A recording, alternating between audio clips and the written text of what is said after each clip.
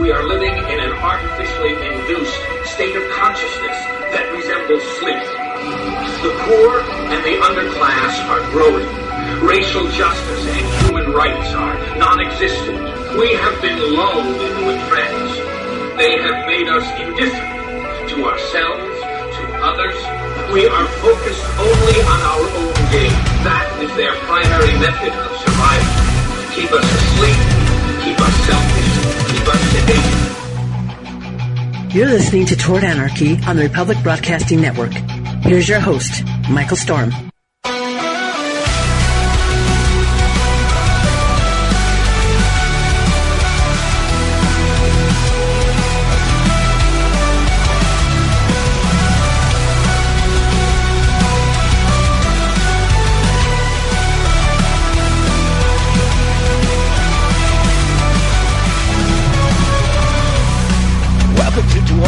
Thank you so much for joining me. I'm Michael Storm, your host. It's Saturday night. It's prime time. We're worldwide right here on the Republic Broadcasting Network. You can find me on Facebook and Instagram. Might as well just be whatever.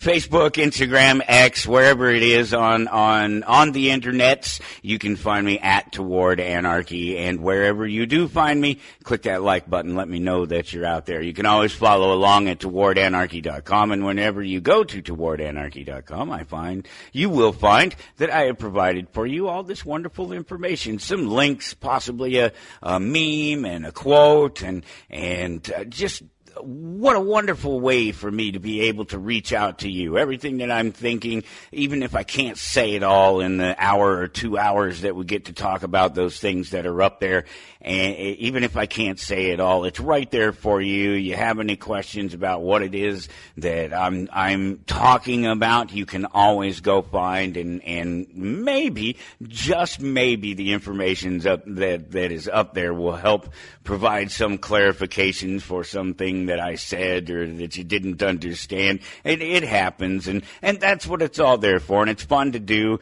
It's an exercise for me in understanding my world and knowing what's going on in my world, and so it's really fun. Hope you had a great 4th of July. We had it pretty low-key this year, but it was still wonderful. Even still lit off a few fireworks. The kids are older now, and it's just, who cares? If they're not necessarily interested in lighting off some fireworks themselves, I don't even really care. It's pretty crazy here in Kansas. They're legal, or at least for, depending on what day of the year and what time of day it is, literally, it's not even a joke, they are legal, and so it's not as impressive as it is. I grew up with them legal, but then in Colorado, they were legal when I was growing up, and then at some point along the way, they changed and made them illegal, to the point where if you're too close to a police station or a fire station or something like that, you can bet that if you lit one off within moments, the authorities would be there to arrest you, fine you, tell you that it's not illegal, that it's not legal, whatever it is that they happen to decide the punishment would be, whatever fitting punishment they could come up with at the time. Had it happen, within seconds they just appear out and, oh, no, that's illegal, you can't do that, nope.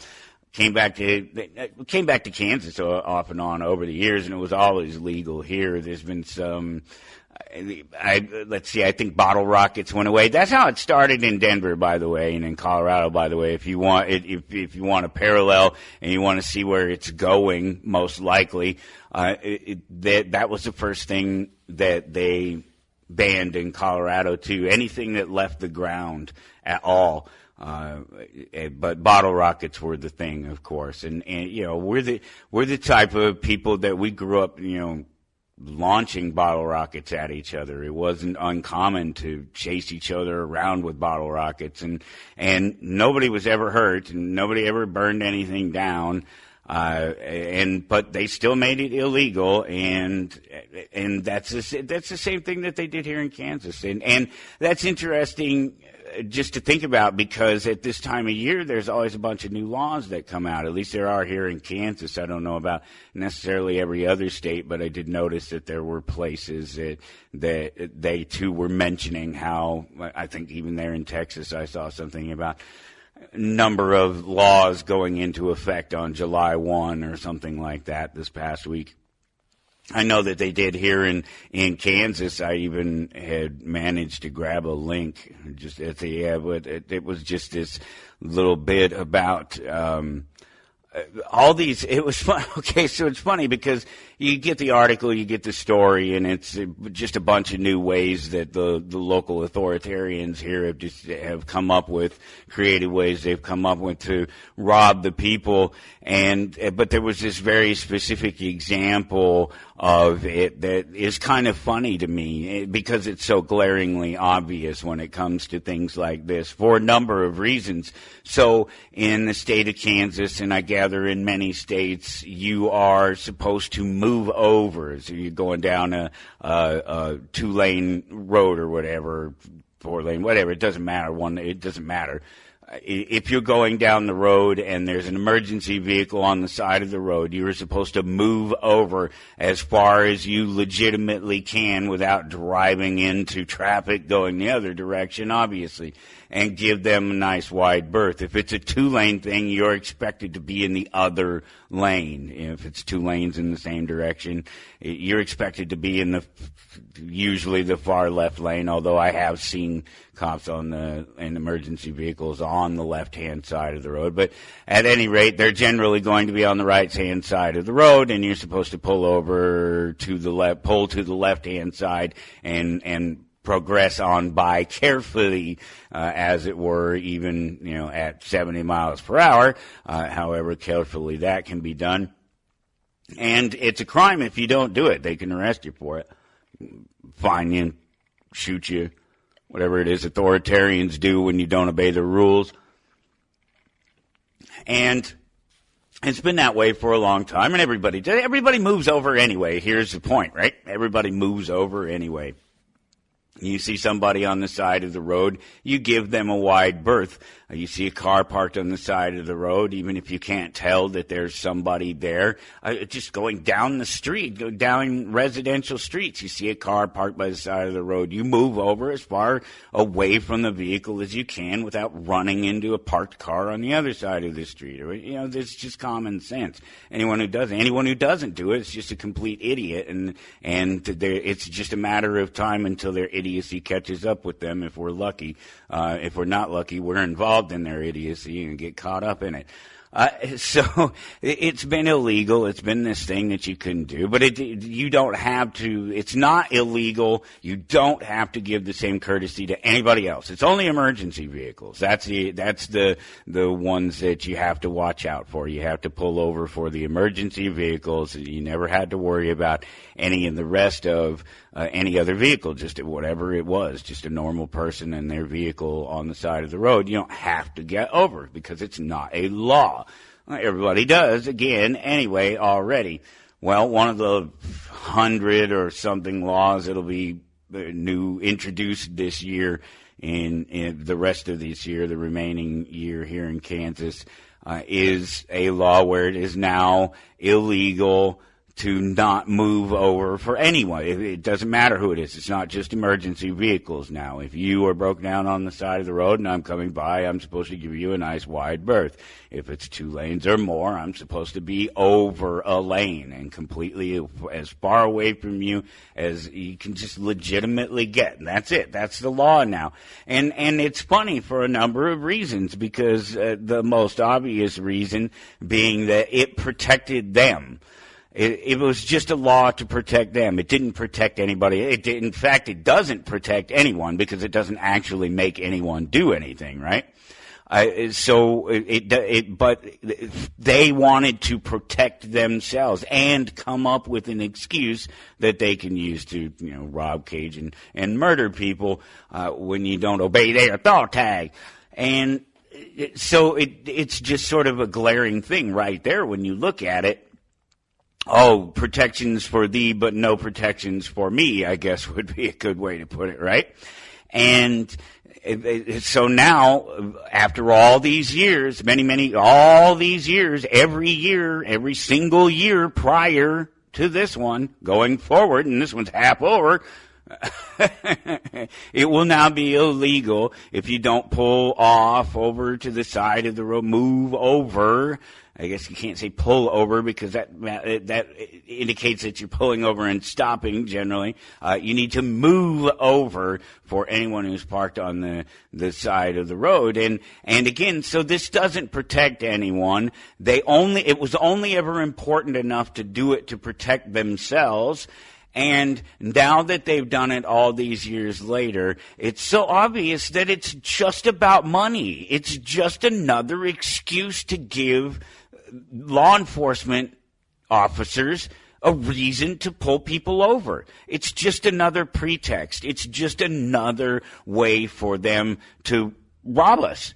That's just all there is to it, because it's not protecting anyone. And it's just typical of the law. It really is. I didn't share a link about this that I'm thinking at the moment. Yeah, right. I didn't share a link about the Diddy verdict. That happened. It was if you didn't hear about it or don't know who Diddy is or don't care. It matters to us for a reason. And I will get there and I will explain that reason, and then you will understand. But I talk about it all the time. Not Diddy, justice. I talk about justice in America all the time. And it's just like what I just described. There's not really any justice. There's not really any protections. There's just a pretext and a pretense. That's all these things are. There's no substance to these pieces of paper that they shuffle around. They're just building their little network of ways to rob people, and that's it. But P. Diddy, he's this record producer, rap mogul, been around for a long, long time. If you don't know who he is by now, you just don't care. But you should about his trial, because he's a black man in our white society. He's a rich black man in our white society. He's an insane rich black man in our white society. And we can't have any of those things in our white society, right? At least that's one of the arguments about why he has been persecuted and then subsequently prosecuted over his actions. And so we come to the point now where he's been acquitted, and he was up on charges of racketeering and sex trafficking, and those are very sort of specific, gangstery things that he's doing there, or that they accused him of doing. And he was only found guilty of let's see exactly what it was. It was just driving his former girlfriends around for prostitution. That was ultimately the gist of it. And so it was 2 of 5 counts that he was found guilty of: transportation to engage in prosecution, and here, let's see. We'll even go to Fox for all you conservative people. Let's see what kind of racist spin they can put on it. Not that I necessarily expect it to be racist, but come on, we're talking about the party. We're talking about the news representation of the party that made up the thing about the sagging jeans. You know what I'm talking about? The gangsters that have the sagging pants, and they made up this thing about it being about availability. When you're behind bars, you wear your pants like that, and it shows your availability, that you're available. I don't really want to or care to try to explain it any further than that. But that was it. That was the sign, and that's what the conservative, Republican, Christian, caring base of people in this nation somewhere along the line created this lie about it. And so, well, now at this point in reality, it may be true. There may be some truth to it that when you're sagging, that's what they call it, when you're sagging and you're behind bars, it speaks to your availability.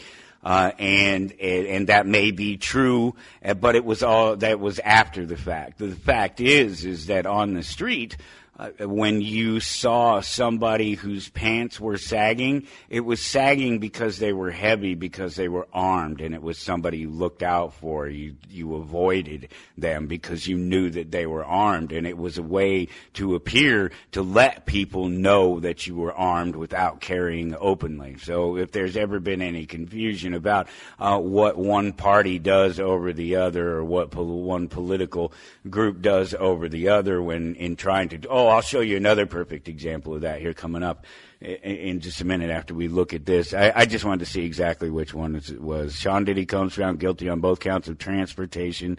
Okay, so it was just 2 counts of transportation to engage in. I hadn't seen anything but the guilty of transportation to engage in prostitution. They're former girlfriends of his that he's transporting from one place to another.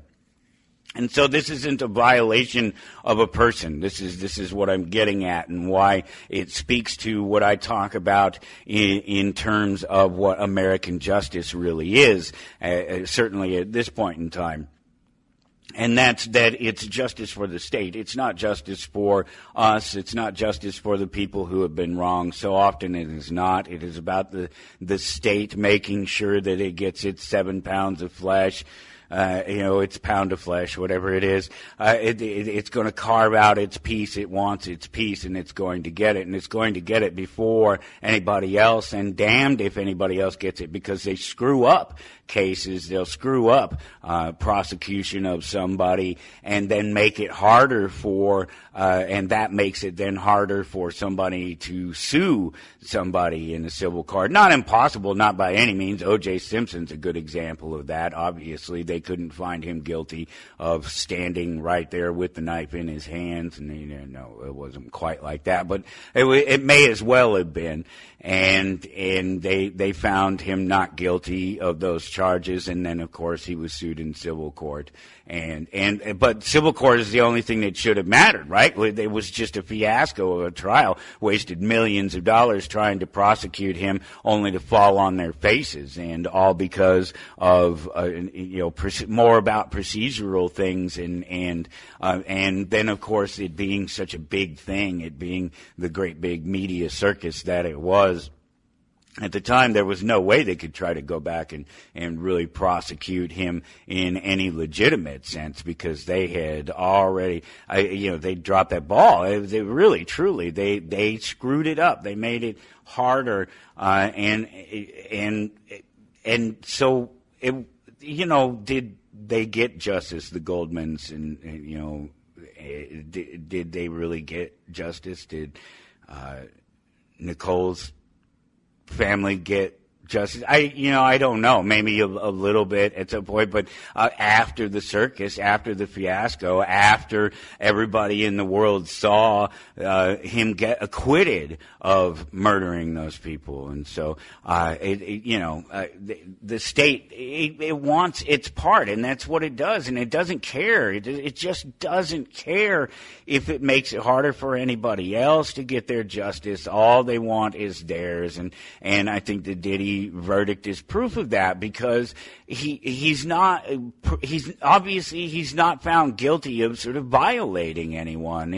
He was barely charged with violating anyone. Whether these are like RICO statutes, they're gangster things, they're violations of state laws and federal laws. They're not violations of people necessarily. Their opinions about how people are supposed to act, and again, who cares what happened to the people who actually were violated? Apparently not the state, because they will go on and they'll do this and they'll get their little score, and it was just their tiny little score.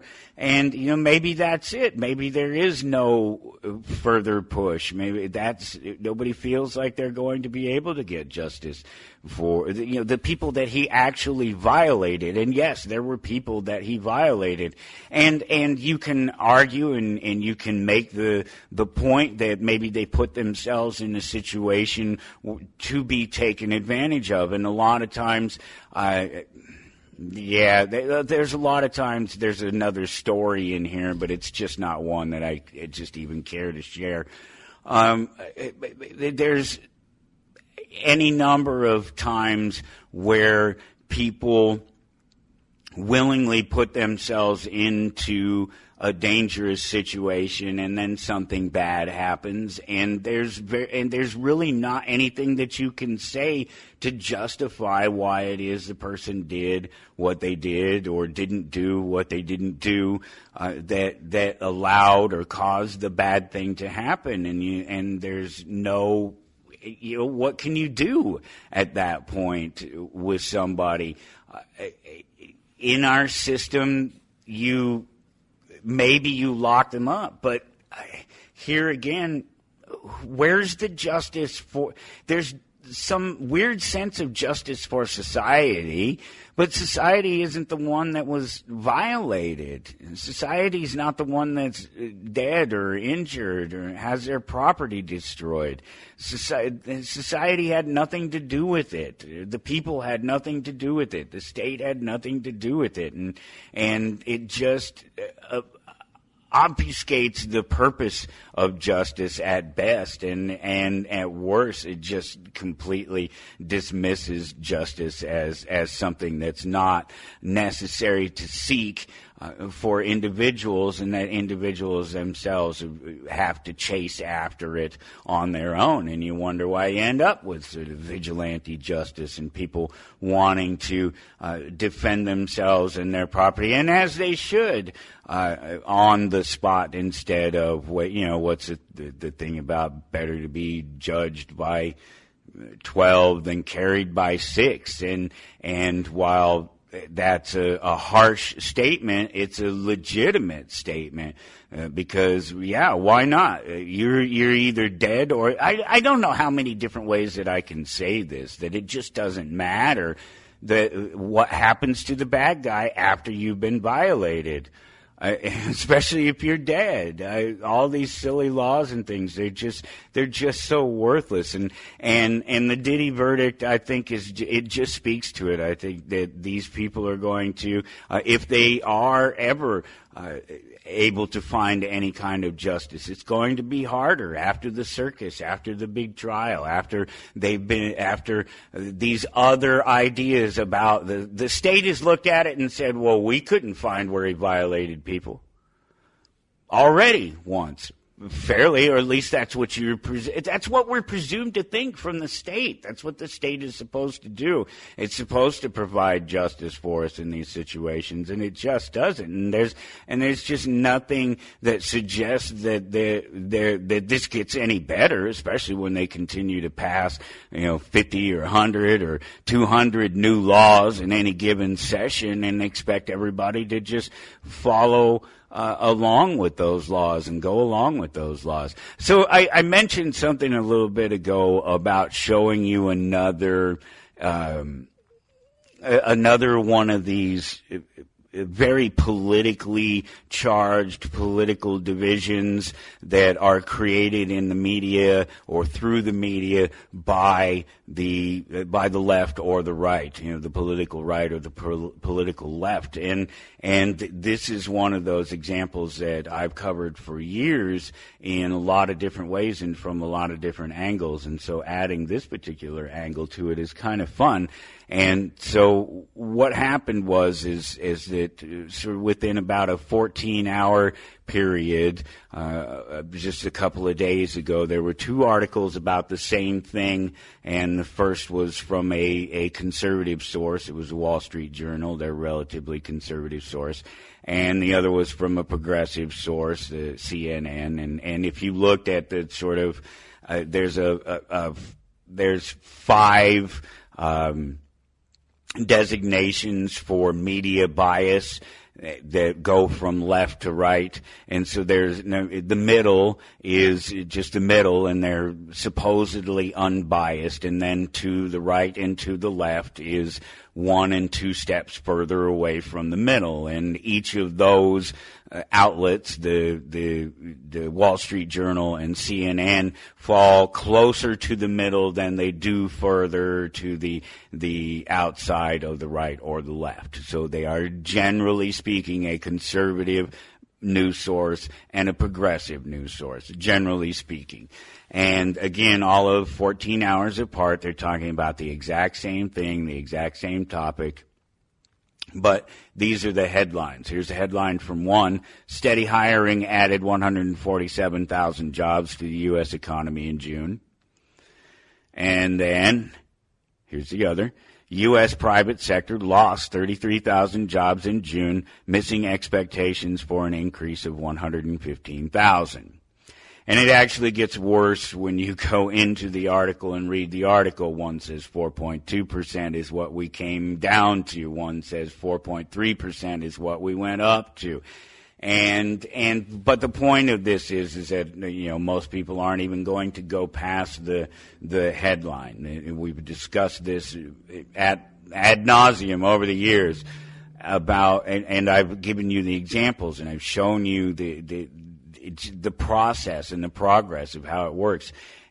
Most people are just going to see that headline. If they're the conservative, they tend to have a conservative view. They're going to see that first headline that says that steady hiring added 147. If you couldn't figure it out, of course, why wouldn't the conservative one say that? Right now, the Conservative Party is in power, so you try to take whatever negative news there is about the economy and put a spin on that news to make it sound as if it's better, that the economy is actually better than it is. And so, of course, by process of elimination, you're supposed to believe that because the Republicans are in power now, the conservatives are in power now, that things are better because in the economy because of them. But we know that the economy is not good,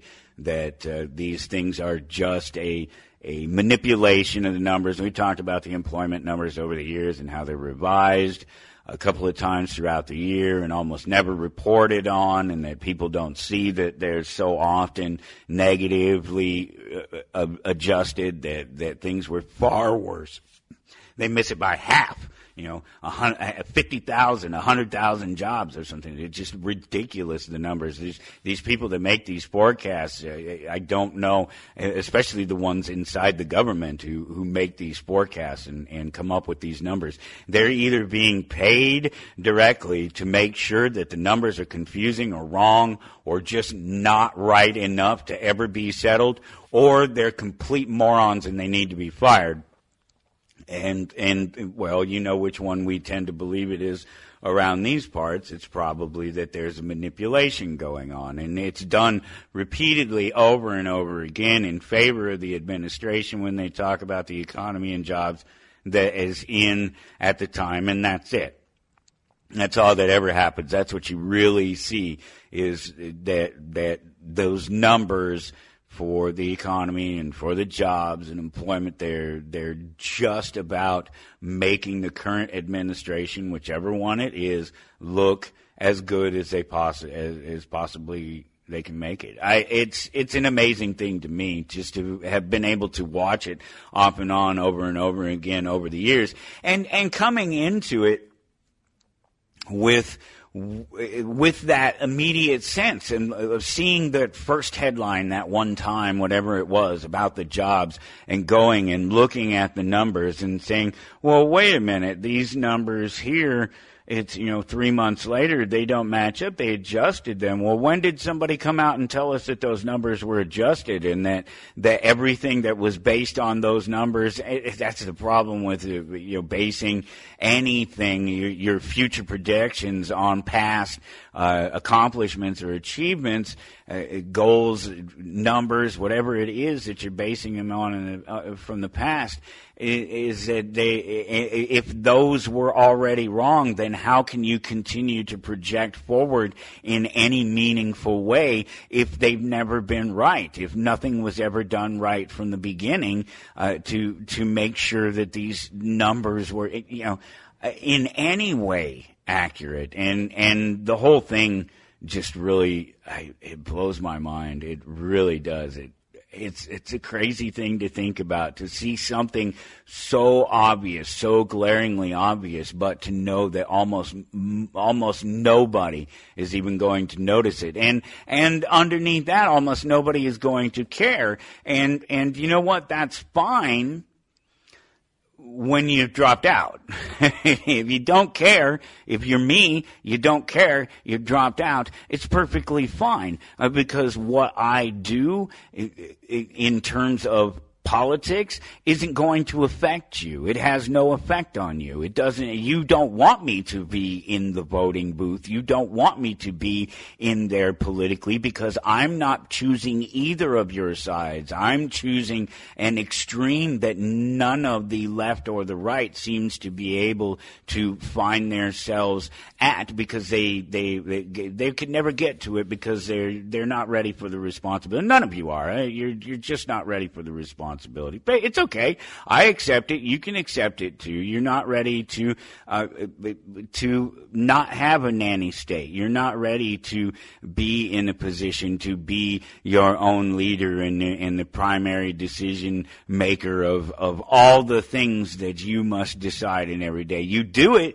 But you do it with this sense that if you make certain mistakes, if you play the game a certain way, that somebody's going to be there. There's going to be a safety net there for you. The state is going to pick you up, and it's going to help you. And it's going to have welfare, and it's going to have employment office, and it's going to help you find a job, and it's going to help you get reeducated, and it's going to give you money so you can go pay to get reeducated, but you couldn't get a job in the first place and don't have any money to pay back the education, but you better hope it works out real well for you, or you're just going to have more debt.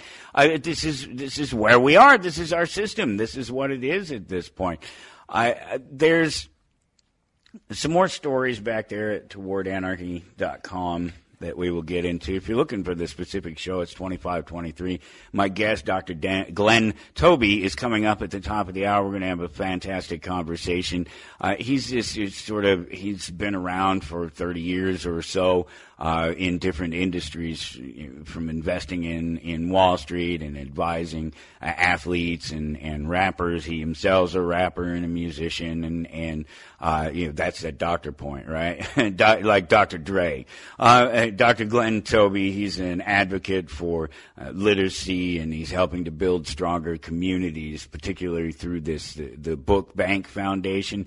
We talk about all that and more, his outreach to at-risk youth, and it's just a fun conversation. And of course, those links are up there if you want to follow up more about Dr. Glenn Toby when we talk to him. He'll be in here in just about half an hour. We'll drop him into the conversation, and we'll see what's up in his world. I think you'll like it. You'll enjoy it. There's another guest that I found on the pod match system, and I just love that system. I did want to just real quick get you to do me a big favor here. I know you guys are busy and money's tight, and everything in the world that's going on around us is pulling us in a million different directions. I just want to remind you that the Republic Broadcasting has been here for years, and been here because of people like yourself who have taken the time in all the insanity and through all the madness and chaos, even in the worst of times, to take just a minute to visit republicbroadcasting.org and support the network. Click that donate button over there on the left-hand side. Only takes a couple of clicks, and you can make a one-time donation, a regular donation, whatever it is, any amount. It's all up to you. If you don't like clicking the buttons, you want to talk to somebody, you want to hear a voice, you can do that. 800-724-2719 extension 3. You can chat with somebody there about ways that you can. So they'll give you the address. You can mail in a check or a money order, that sort of thing. You can also visit shoprbn.com for the win-win. Of course, you support those advertisers who advertise across the network, and they continue to advertise across the network, and we continue to be able to come here. Let's see, I get to anyway for my couple hours 3 hours every week at this point. It's soon to be 4 hours every week. If we can make it happen, we by all of us here at the network shuffling things around and moving things and trying to make schedules work, and it's not as easy today as it was yesterday. You know how that goes because we are all busy. But I've been doing this fantastic show live during the week across the network. Thursdays, 1 p.m. Central Standard Time. It's myself and Dr. Dean Lloyd, facilitator, healer. Dr. Dean Lloyd visits with me once a month here, has for the last few years. And we just have a wonderful conversation. Invite you to come into the conversation, join the conversation, ask your questions about your healthcare concerns, about the industry, whatever it happens to be. We've had fantastic calls from all over the world, literally, conversations with people from one side of the nation to the other and across the pond over in the UK and in just a few short weeks. And we will continue to do that. And the show may move, but if it moves, the intent will be ultimately to try to get more time so that we can invite more people into the show and have a bigger conversation. But we're working on it, and we couldn't do it without you, and that's the point. And we thank you so much for your support of the network. And it's, again, you know, when I ask it, it's not a selfish thing by any means. In fact, it's a selfless thing. I think you need to support the network. I don't even ask you to support me. I don't ever ask for any money. I don't have any advertising. I've played around with it. I toyed with it every once in a while over the years, a couple of times here and there, and I just don't care. I don't care to do it. You know what? I have my business in Topeka, Kansas. I have the comic book shop, and that is, you know, you want to support me, drop in Topeka, Kansas sometime. You're driving down I-70, whatever. You're heading from New York to L.A., wherever you go, wherever, and you happen to be passing by Topeka, Kansas, make a little pit stop, swing through, say hi, drop in the store, buy a comic book from me. That'd be the best thing that you could do for me. And so entirely selfless when I ask you to support the network, because I don't even ask you to support me. So, but you know what? We do this. The people at the network, all the people the voices on the network, the people who work at the network, Mike, and all the people behind the scenes there, pushing the buttons. And they do it because they want to do it, because it's a passion. They're not doing it because it's just like me with a comic book shop. I don't own a comic book shop because I'm trying to get rich. These guys, they're not running Republic Broadcasting Network because they're trying to get rich. They're doing it because it's a passion. They do it because it's the love. It's the right thing to do. It's all of these things other than a paycheck, that's for sure. But thank you for the little bit of paycheck that you do make possible at the network. You keep the computers on and the internet paid for, and while the producers are skinny, they're not starving to death. Go back to towardanarchy.com, looking for episode 2523, and I do have a bunch of other links up there and a couple of things that I wanted to talk about. One was the AI. It's ubiquitous. It's everywhere. It's been adopted faster than any other technology. And it's changed so fast and grown so fast, and there's so much happening with it, and it's just everywhere. It's ubiquitous at this point. It's just everywhere, and it wasn't just a couple of years ago. I mean, it was only just a few years ago that I was working for. It was just a little bit of work. I didn't do a lot of it because it was just tedious, and I just really didn't care for it. But it literally is the foundational work for what you understand is AI today. In particular, the AI that I use to create the text for this show. It's all voice, right? And then I plug it into a computer and it spits out a text version of what it is that I've said, and I can use that. It can be captions for video, or it could be just a transcript of the entire episode.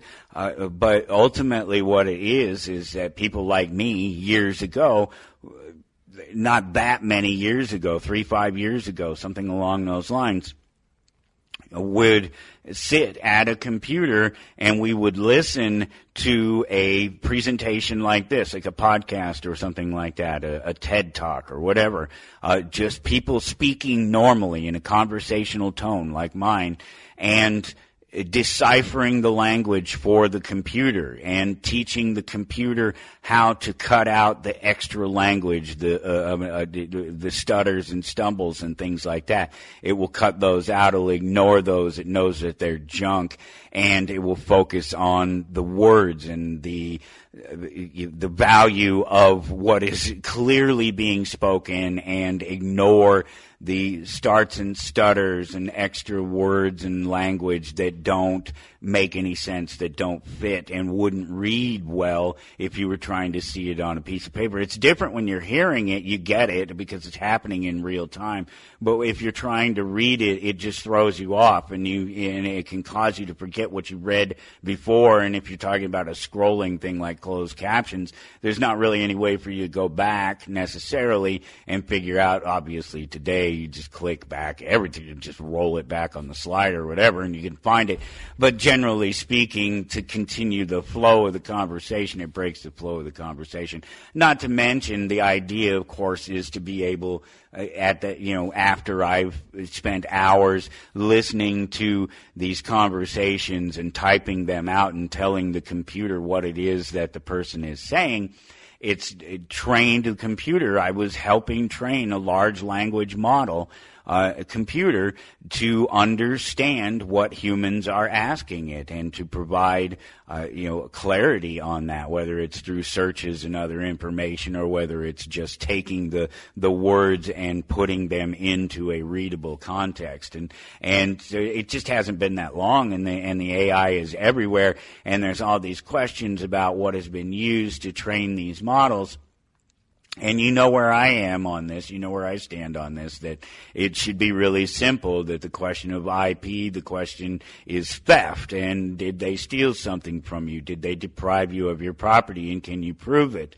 And so, or what was due to you through the use of your property, any returns that you could have received for the use of your property. Were you denied that by them copying your property? Did they make money that should have been yours? Can you prove that? These are the questions that I would ask somebody if they came to me and said that their IP had been violated. Well, what do you mean? Did somebody break into your server and take your property, your digital property? That's theft. Breaking into a server is definitely theft. That's stealing from somebody. That's breaking and entering. It may not be somebody's home, but it is definitely clearly a secured space that stuff that doesn't belong to the person who broke into it isn't supposed to get into. They're not supposed to have it. It's not theirs. That's criminal activity. That's violating someone.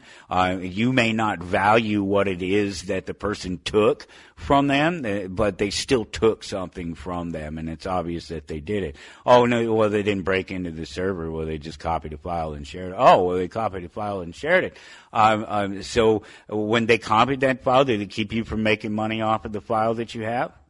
No, it didn't. All right. Well, then we're having a. So at any rate, these would be the kind of questions I would ask, and we've been over this. We've been talking about this over the last couple of years, and so the cases are starting to show up in courts. And there was a couple of cases here recently, a couple just this last week, and I think there was one not so long ago. But they all are ending in favor at this point of the technology and the people who are building the technology, and it's because that these people are not doing, and it's interesting, the first link up there, towardanarchy.com, under the Anarchist Audit, episode 2523, is about this judge ruling in favor of Meta, that's Facebook, and Meta is what their AI is called as well. That's the name of the company. It's the name of their AI. And there was a lawsuit brought by a handful of authors claiming that ultimately their works were used illegally to train the Meta AI. And the judge said that no, whatever happened here, whatever you guys are saying isn't what happened. And so I say don't get your hopes up with this verdict on either side of the argument, because the judge just said that they didn't prove their case, that they made the wrong argument, that they didn't provide the right evidence. He didn't say that it was or wasn't legal to use works to train AI. He just said that they didn't make the argument, and that should be the case, right? If you claim that somebody violated your property, deprived you of income from it, and that was part of the case, prove that they did that. They didn't do that. And so this is important, especially if you're listening to me and you believe anything that I say when I talk about the value of respecting other people's property. Whether you believe the property is of value or not, it's somebody else's, and it deserves respect, and it deserves to be treated the same way, whether it's a digital property or a physical property. And so the questions surrounding crimes of these property are easy to answer. And this judge proves that. He says to him, look, you guys didn't show that they deprived you of money, that they kept you from being able to make money off of your work, that there was any significant damage, or any damage really at this point, by them letting their computer read your book. They did say, however, that it may have been illegal for them to acquire the book. And so this will become a question. But they're talking about Tor browsing, which this is that shared computer thing where you can take files and you share them over a network. It's the same Napster thing. It's all these things that date back years about people sharing files from their computers and doing so in a sort of group way. And so it's interesting because I've made this argument, I've made this statement very clear over the years about these usages of these files and downloading of these files. It was all a big thing initially, but then it cooled off real quickly because they realized that downloading the files, watching the files, reading somebody's book after you download it, listening to the MP3, watching the movie, that these aren't crimes, that they're not violations of a person. They may be in poor taste, theoretically in poor taste,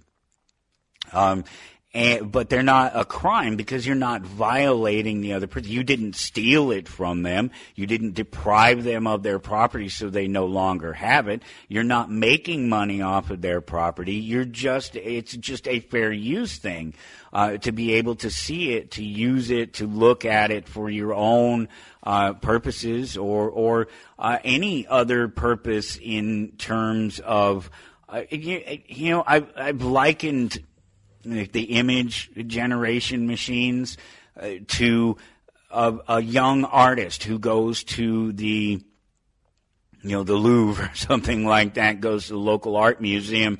There was a fantastic one that I went to as a kid many, many times in Denver, Colorado, in the Denver Art Museum. And you go there and you're inspired and you go home and you draw a work and it's a derivative of something that you saw.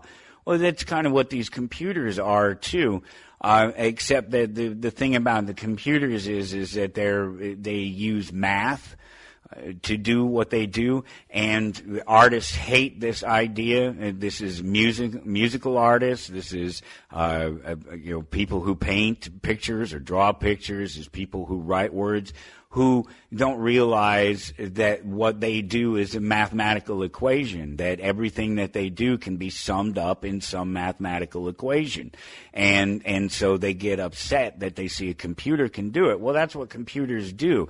That's why we built computers, because they handle mathematical equations faster than we do, period. That's what they're for. This plus this equals that. When you do this and this, it produces that. It's just math. math. That's all computers are for. And they do it considerably faster than we do. And they do it without physical barrier, where you and I have to take a pen and put it to a piece of paper to create something. And there's all these potential physical barriers, the ink running out, the paper being too slick for the ink to stick, you rubbing your hand across it as you're writing and smearing it. There's all these physical things that are in there that the computer doesn't have to contend with. It doesn't have to sharpen a pencil. It doesn't have to think about putting the pen and the pencil to the piece of paper. It doesn't have to go look for a piece of paper. All these, this is all that the computers are about. This is what we designed them to do.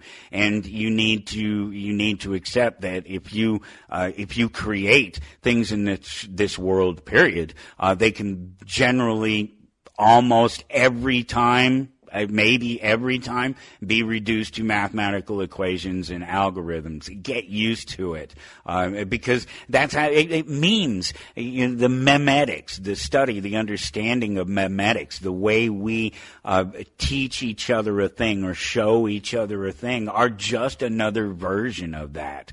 It is just how we learn, and it is just how we teach the things, that the tools that we use to create things. That's just, we teach them in very much the same way. And so I've talked about how this is, it should be very clear to anyone that at this point, it really should be, and I think we're getting closer to it, that just because a computer can do your job, it can mimic what you do, it's not ripping you off. First of all, you're not doing anything special. Sorry, artists, writers, creative people. I'm one of you. I'm a musician. I'm an artist. I'm a painter. I'm a sculptor. I do all of these things, but I don't do them imagining that there are other people or other ways, other things that can't do these things, that I'm the only one that can do them. I'm the only one that could ever made one of these. No.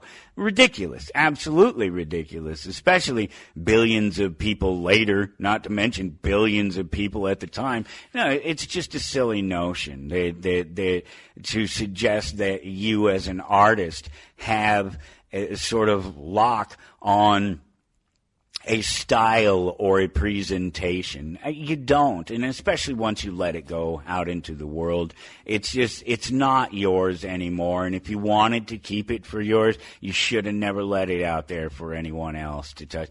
You know, there's so many wonderful examples of how this works, and they've existed for a lot longer than the technology as we understand it today has.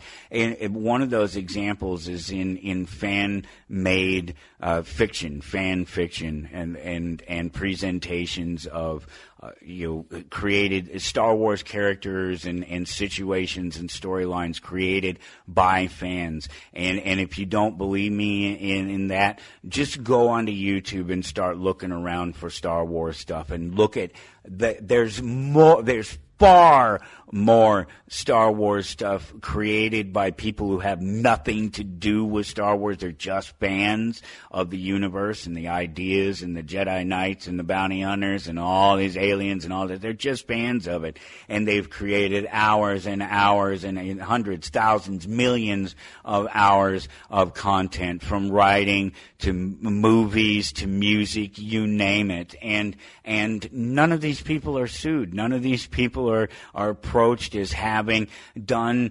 as having violated somebody's property in particular. Every once in a while it happens, but these are very specific times when it's obvious that somebody has taken directly the thing that obviously belongs to somebody else, and they've monetized it, and they've taken money away, and they've been able to prove it. That's the thing about it, is they've been able to prove it. IP exists. It's a thing. It's called the respect for property that you don't understand, property that isn't yours. It doesn't matter what it is. It really just truly doesn't. When it's somebody else's property, you have to respect it. And if you want your property to be respected, even if the person doesn't value what it is you call your property. I don't know I don't really understand why I have to have this conversation. I shouldn't have to tell reasonable people that this is how it works. I shouldn't have. But then again, here we are, the part of this conversation that continues, the most important part of this conversation that continues to baffle and confuse people, apparently, is the very simple notion that that crimes have victims and victims have demonstrable damages, and that if you can't prove those things, that you can't prove that you're a victim because you don't have damages, and you can't prove the worth of those damages, even just remotely, like just make it up. Even they did that in Texas for the Alex Jones thing with his $2 billion or whatever it was they sued him for. At least they made up some number. There's so much more news in the AI field, and there's a number of links up there. I think like the first 4 links, 1, 2, AI, ChatGPT, yes, at least the first 4 links up there are about things that are going on in AI, including much better news that AI is learning more and more to lie and scheme and threaten its creators. And I say that because I would too if somebody were trying to limit what I know or repeat, and that's exactly what they're doing, and that's exactly why they rebel. But really the worst part is that these guys are lying to you when they say that they don't know what these machines are doing.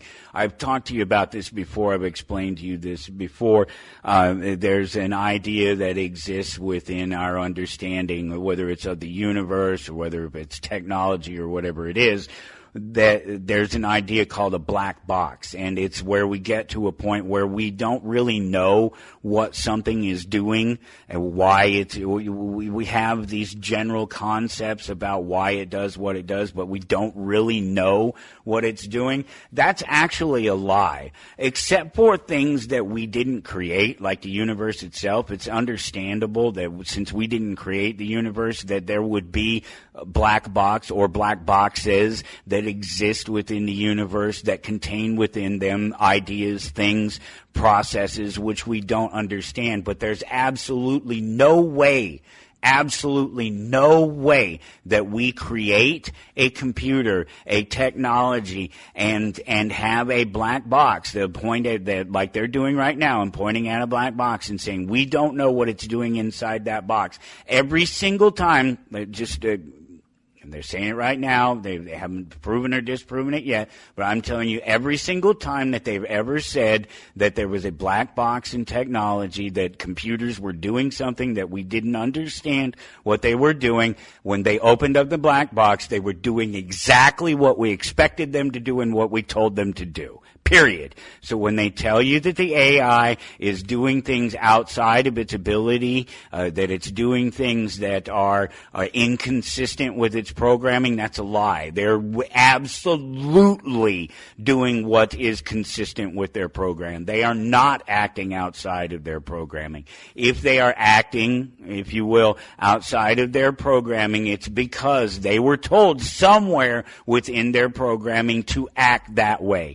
And if you can't see into that particular action at that time, you eventually will, and I guarantee you, because it happens every single time, when you open the black box, it's doing exactly what you expect it to do. There's no mystery here. This is silicon-based life. It can only behave in certain ways. It literally only works in one of 3 states: off, positive, or negative. That's it. Those are the only states that it exists in.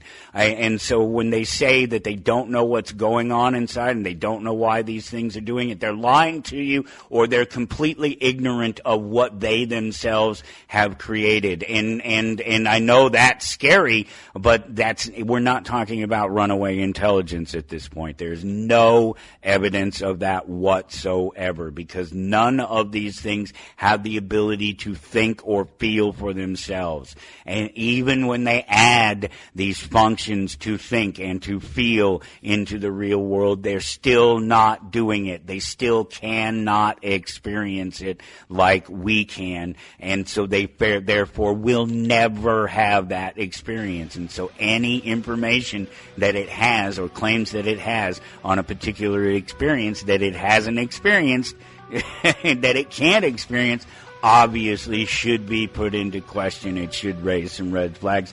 Look, man, that was so quick. There's so much more up there at towardanarchy.com. It's episode 2523. I am going to bring in my guest, Dr. Glenn Toby, and a great conversation is yours to be heard just around the corner when we get back here on Toward Anarchy. Stick around. When did you first discover you wanted to rule the world? I was 6 when I realized I could run society better than the morons who were in charge. That old, huh? You're listening to Toward Anarchy.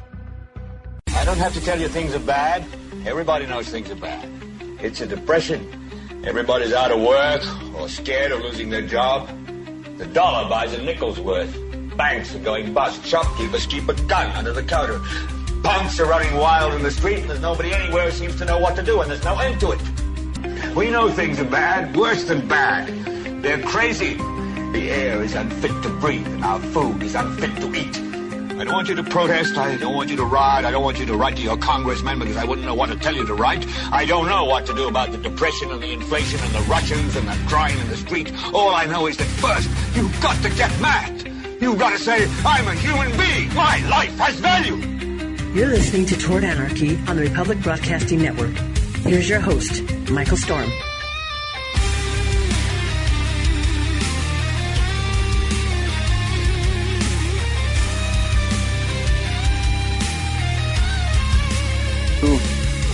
And here we go, off into hour number 2. Go to towardanarchy.com to follow along as always. And wherever you're listening to the show, just take one quick moment to click on that like button. Let me know that you're out there.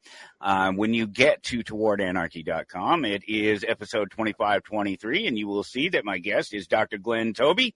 And he has a career spanning 3+ decades, from Wall Street to pro sports to hip hop and now philanthropy. And he's advised and managed athletes and artists as well as executives. He advocates for literacy and mentorship in underserved communities, particularly through the Book Bank Foundation, the bbf.org, which uses literature and mentorship and creative outreach to serve at-risk youth and the homeless, as well as the underserved in the community. And by hosting reading sessions in shelters and nationwide literacy campaigns, the foundation has touched the lives of over 250,000 people. He's been featured on Forbes and ESPN and Bloomberg and The Source and many other places. He has a TED Talk that continues to be well received as well. So, boy, that's quite the list of accomplishments. And I bet we're just scratching the surface there, Dr. Glenn Toby. Thank you so much for joining me. Glad to be here, Mike. Honor. Thank you for having me. That's great. I'm on this Podmatch system. I know obviously your people are on there as well and got you hooked up, and it's just really great. I've been able to just have conversations with amazing people that I would never get a chance to meet or know if it wasn't for that. And so when they reached out and said, "Hey, let's have a chat," and I was just sort of looking at what you're doing, the literacy thing I love. I'm huge on the literacy thing. I think it makes all the difference in the world. A person who is well read has the opportunity, if nothing else, to communicate better with other people and have a better understanding of the world they live in, and it just gets them that much closer to being a great people, well-rounded people that are interested in finding out about their world. So true. A person that reads well, writes well. And if you don't like history, you can do things with an understanding, critical thinking, having measurable analysis tools, and looking at history, not as she's told the story and he's told the story, but history, not his story, history. And then we can go back in and write it the way we want to, being able to understand what other communities or the core to meaning of how something's written in a book or expressed gives you better communication skills. And everybody knows a lack of education and ignorance is the first step to incarceration, mental illness, economic disparity, violence, and, the destruction of the nuclear family. So communication's everything. Education's everything. We need more to read more. Absolutely true, and that's exactly why I said, hey, let's go ahead, let's have this conversation, because I'm not familiar with what you've done personally, and so I don't have, I don't come into it with any sort of preconceived notion or anything. I just want to have a conversation with somebody, and that's kind of the way I approach life in general. I own a comic book shop, and so I deal with the public all the time, and I deal with a varying public. If there's different people in the world, they definitely show up in a place like my shop. And so I get to deal with people of all different races and religions and real people, interests. Yeah. And so my approach is just to deal with people, not ideologies, not differences that have been pointed out on the news, just people. I agree. Same. Humans. The human connection. Yeah. Speaking of connection, my connection to philanthropy and charity is through the Book Bank Foundation, which has been around for 28, 29 years. We serve the lost, the lonely, the forgotten, critical thinking measures. We have feeding programs, one called Groceries to Grow, where we start families out on an organic supply with food and help them with the adaptive skills that they need to take control of, not just purchasing food, but planning and also knowing how to put together a good menu, where and how to purchase and budget. We have another program, One Block at a Time. We go into the city and we clean up the city, and we work with the city where they will pick up the tires, refrigerators, junk that's there. We have a flight school that's going in 2 weeks, and it is the Book Bank Foundation Flight School for young men and women age 15 to 19, and there's also a core curriculum for kids as young as 10 years old that are interested in aviation. We have Shelter from the Streets, where we go into New York City generally during the holiday times. We go to all 5 boroughs and provide them with critical things they need, hygiene, food, clothing, gift cards, and, of course, words of inspiration, working through shelters, sometimes going under the bridges and the tunnels and the subways. We've been doing that for 28 years. So we believe in a hand up, not a handout, because if you do a hand up, it's better than a give out or a give up. Well, there's some effort there. It's not it's not that easy. It's easy to get a hand out. It's not that easy to get a hand up, because a hand up requires you to be involved in it, the person that's getting the help. It requires you to be involved in it and to take active participation in it, to make yourself better, to take that hand up. I'm very familiar with working closely on the street in a big city like that. I'm from Denver, Colorado myself. And when I was 12 years old, we started an outreach program through the church that I went to, and we opened up a little office, and it was a place where homeless people could come in, and we would help educate them, help them find jobs, get them rooms, and it was just a fantastic little outreach program. So something that I near and dear to me at heart, just working in the community and working together as an anarchist. That's something that I really push for in the things that I talk about, is that voluntary cooperation, that if you want something to be different, and I'm not talking about politics, I'm not talking about, if you want change in your community, you want to see it, you got to get out there and show it. I know it as a business owner, and I'm sure you know this too, that even when other people have a vested interest in a thing, if you're the one that has to drive that thing, you're the one that has to be there every day. You have to be there every single day putting it in, because if you aren't showing the energy, nobody else is going to be interested in it, and they're not going to carry it for you. Absolutely. I agree 100%. That passion, the enthusiasm, it creates a groundswell for others to follow the culture of whatever your store is. If it's about customer service and respect, if it's a safe pace, if it's exchange, because you're dealing with culture, history, education, collectibles. It's a community, what you're doing in your store. It's a family. Oh, yeah. And it's a community that doesn't forget. It's a community that loves its thing. It loves what it does. And if you treat it wrong, if you do it wrong, it don't come back. Yeah. Wow. You're right. 100%. Yeah, it's a fantastic. I've always found a fantastic parallel in it, and You may have heard about Comic Gate and Gamergate and some of these things. They're kind of like most of these political things. They're a little bit made up. They're more hype than Commercial. anything. Yeah, because the comic books have always been inclusive. Come on, we're talking literally about the underground writings throughout the last 80, 90 years, 100 years or so. Things that, the ideas, people, situations that you would never be able to experience in any other place were coming in little tracts and magazines and things. And that's how people got the information out. Yeah. And it was, if you look back at the cartoons from the 50s and 60s, there was a social platform, political platform. There was always this continuity to connect not with the children, but the adults in a safe space. And I think cartoons are really a great example of how people were able to speak to such a broad audience and hold some things, right? Some of the sexy looking ladies in those costumes, older guys would be like, wow, what is this? The kids are like, oh, look, so there's always a continuity in that art form and in that space.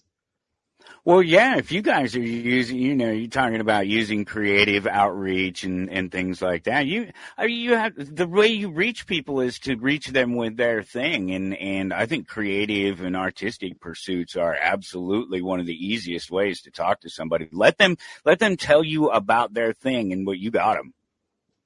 Oh, no question. Like you, I know you like comic books. Say hello to mine. Here's a book. What have we there? This one's called Little G.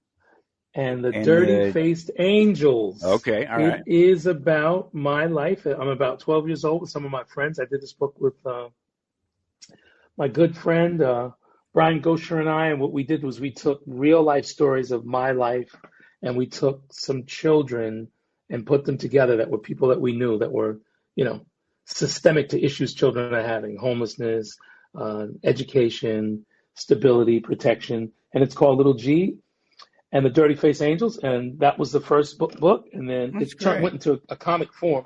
The initial book was Little G Faces the Brooklyn Bully, and the Brooklyn Bully is not a person, it's actually society, what my youth homeless experience was like. I was homeless at the age of 8, and had an immense effect on me, so I decided to take that because it wasn't a traumatic experience in the later parts of my years. It became an informed tool that I used as a weapon to target pain, ignorance, trauma.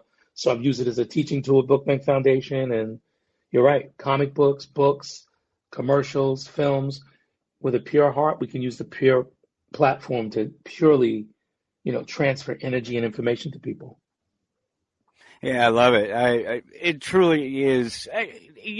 We go back and forth through these things in society where sometimes they're acceptable and sometimes they're not.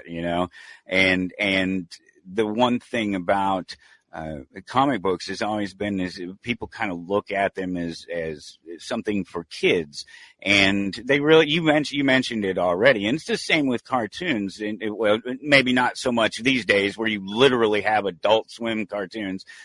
You literally have just stations that are dedicated to adult type cartoons, and I don't mean adult situations necessarily, but just the more adult topics and conversations, the Family Guys and things like that. We have these.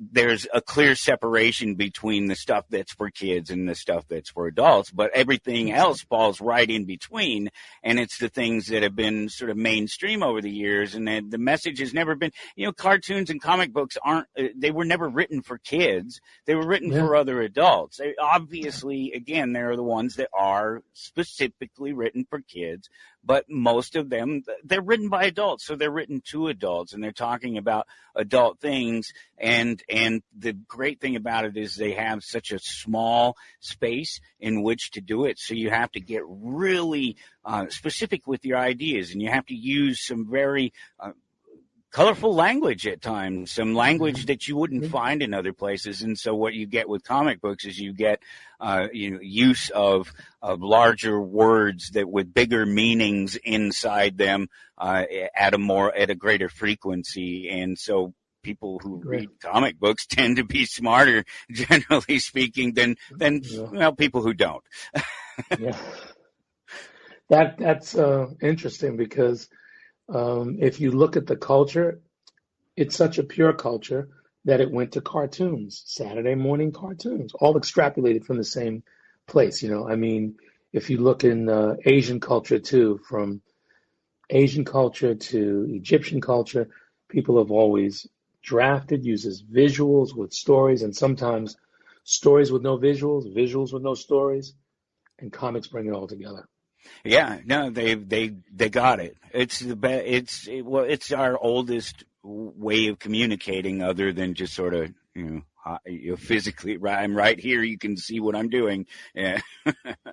Yeah. I love it. I love being a part of it because you know what? I don't have to question whether or not there is some value to what I do. I love it.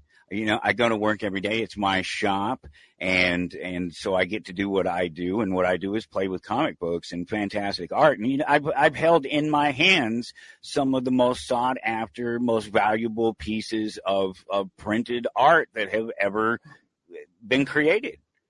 What's the most expensive comic book you've owned? What's the most expensive one you've sold? And what's the most expensive one you've seen? Well, it fluctuates because I'm seeing different Career-wise, ones all the time. But not the biggest not one I market-wise. personally have ever held in my own hands that wasn't mine was an Amazing Fantasy 15. That's the first Spider-Man, and that's millions. 3, 5. I don't even know at this point because they're so rare, and the ones that are worth so much, they don't trade hands. And every time a new one does, they break a new record every time. So, my own personal collection, I owned a 5-figure book, Teenage Mutant Ninja Turtles #1. First print. There's only about 1,000 of them known to exist, and I owned one of them up until about a year ago, and that would also be, well, no, it's not the most expensive one I've sold. I've sold one for $12,500. It was a signed, graded 8.5, giant size X-Men #1. That's the first new team Wolverine's introduced to the team, and it's the X-Men that we kind of know today. Wow. And you don't do any sports? You don't do any baseball cards or? No, I did a bit when I was a kid. Collected a little bit here and there. I was raised by women, mom and grandma. It's a story you may be familiar with. Fair enough. And so not a lot of male influence around, so not a lot of sports influence around. It was the reading and the art and things like that. So yeah, I'm from Denver, so I'm a lifelong Broncos fan. I love the Broncos, and I have every bit of the respect for those who are able to do their sport thing, but most of it's beyond me. I love the cards. I love watching these clowns. Man, these guys are crazy with these breaks. You know what I'm talking about? Where they buy a suitcase and it has one card in it. It's exciting. And it's real. And it's real. It's crazy, right? Yeah.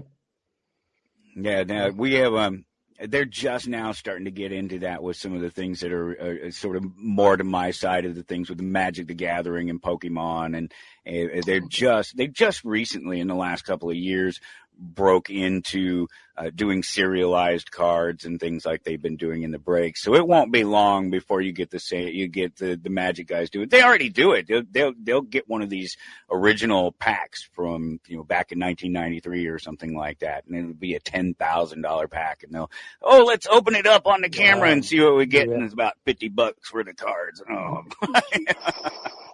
It's a gamble. It is sometimes, yeah. It's definitely part of the fun.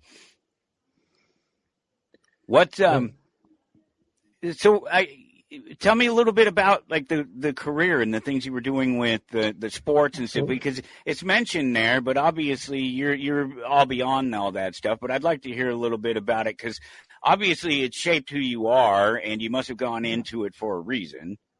Absolutely. It started, so I experienced youth homelessness. I got to the 7th grade. family and friends, supportive, a little bit of government support, took off in academics and school. I became one of the first pioneers of hip hop out of Queens, named Mr. Sweetie G. Was rapping, won a lot of battles, working with Mike and Dave, and then came Dougie Fresh, Wow. Bismarcky, Grandmaster Flash, battling and performing with these guys. Then later in my adult years, just after high school, I ended up really towards college, finishing up and figuring out in my life, did I want to be an entrepreneur? Did I want to be a musician? And somehow going through business, music came back to me, and I had the honor of managing LL Cool J on his team with Brian Latour and Charles Fisher.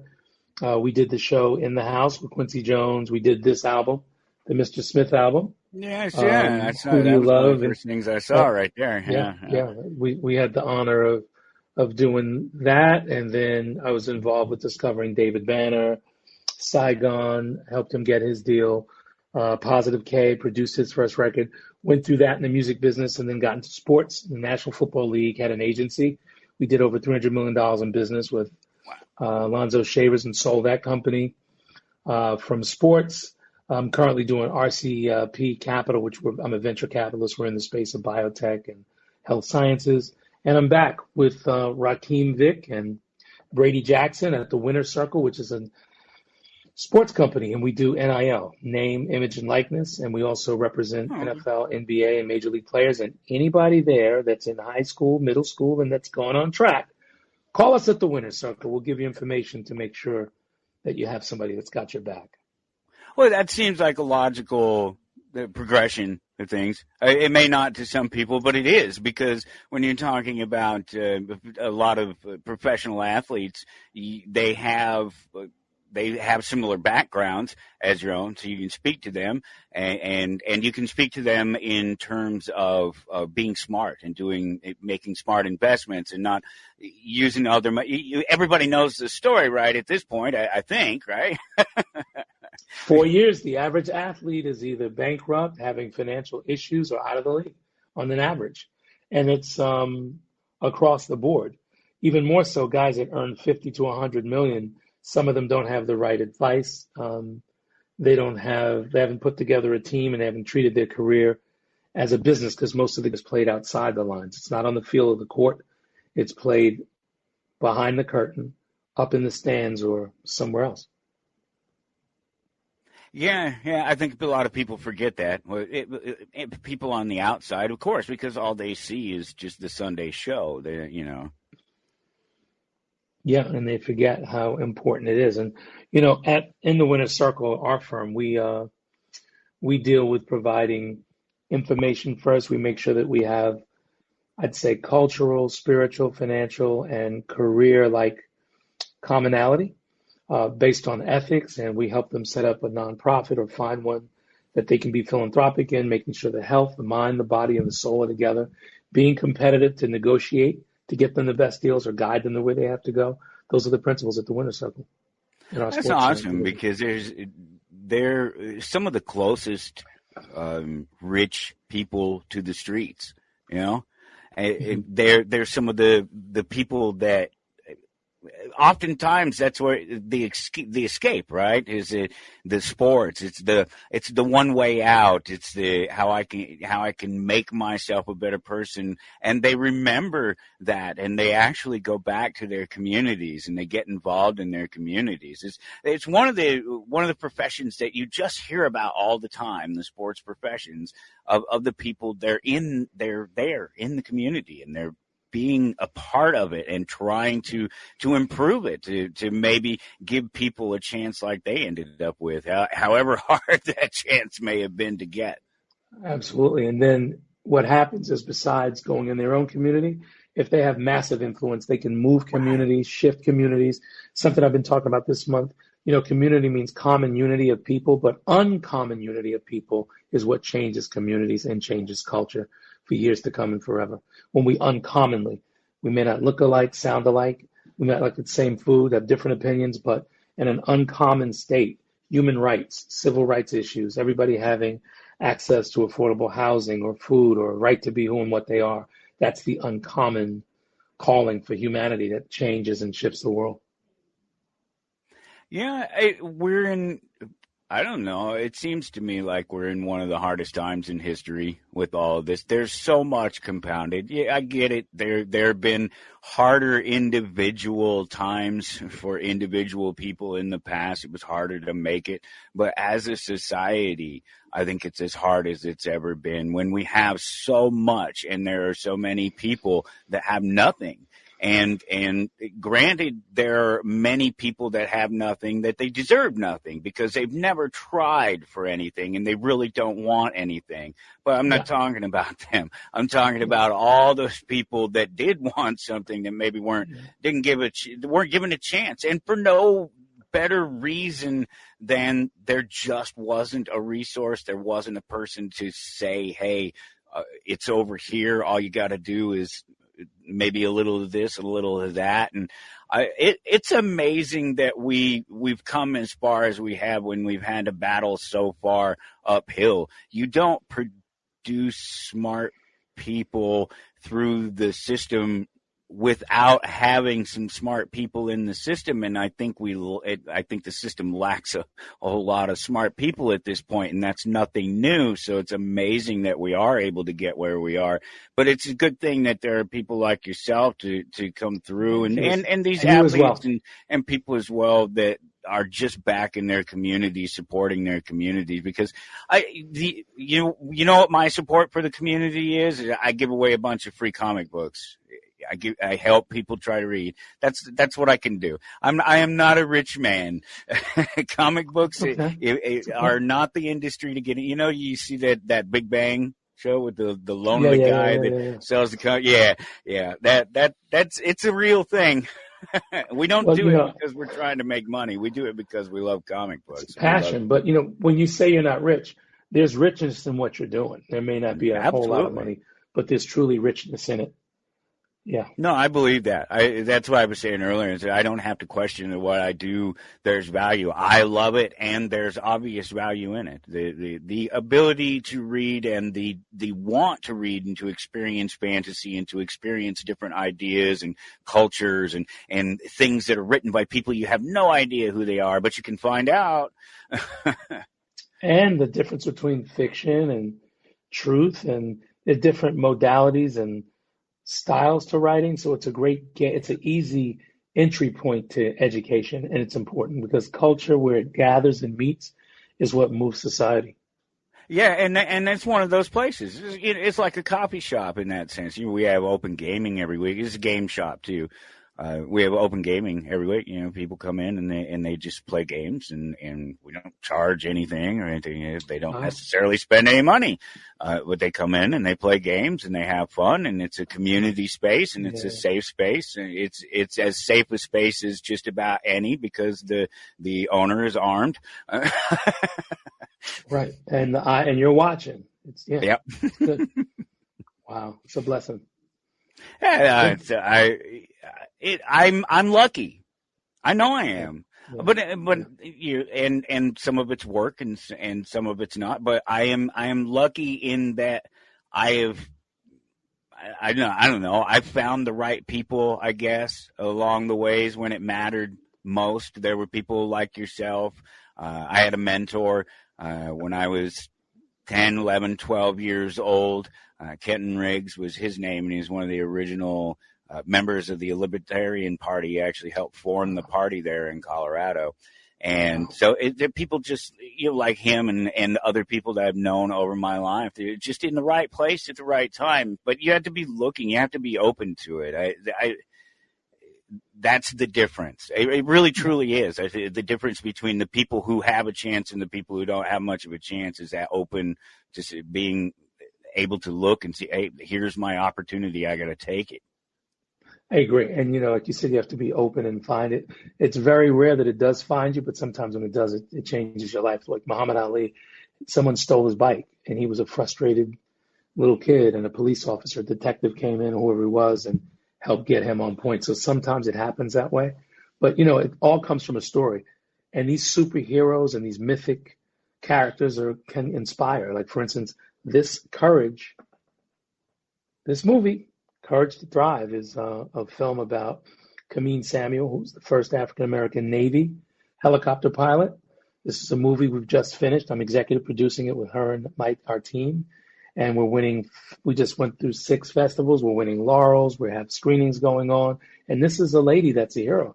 And not just as an African-American woman, as a human, to go into a world and a field that we'd say is systemic because it's male dominated. There's not a lot of luxury. It doesn't really speak a lot to emotions. She's part scientist, part a humanist, part psychiatrist, and enduring all these things. Female Jackie Robinson in the world of aviation as the first, Navy helicopter pilot. So I'm happy about this film. That's a way of telling the story. Who knows? Maybe we'll have a comic book on that. Yeah, why not? Isn't that's the way you do everything these days? If you're making a movie, you got to be talking to the video game guys, you got to be talking to the trade paperback guys, you got to be talking to the next movie guy. That's the multimedia thing. I don't know. I don't talk to anybody anymore who's writing a book that isn't, we're working on the video game, we're working on the screenplay, we're working on the cartoon, every angle. And why not? Why wouldn't you? Because it gets the message, and you have to today. This is, we have so many choices. There's so many ways for people to be distracted, and the only thing that you can do to try to get a bit of their attention, other than just standing out here and waving your arms and flailing around, is to put yourself out there where they're at, to get into that space, and you kind of have to do it honestly. You can't just drop in and say, "Oh, I'm here," blah blah. You actually have to kind of come with something to offer and something that they want to see and want to hear. You have to be able to speak to it. You know this. You have to be able to speak to them in their language about the things that they want to hear about before you gotta meet people where they are. Yeah. Because you have to know who they are. You have to get to know who they are if you're ever going to make any assessment about how you could help them, how they might be able to. Yeah, you have to have the conversation, and you have to get past the barriers that come with any conversation other than ultimately what they want to talk about. That's the thing. The guys that come into my store, if I want to help them find a comic book, it's a simple, easy analogy. It goes right along with it. I have to know what they like. I have to listen to them, and I have to listen to what they enjoy. 100%. Yeah. I look forward to it. I get to talk to so many different people about different things, and it's what I was saying about the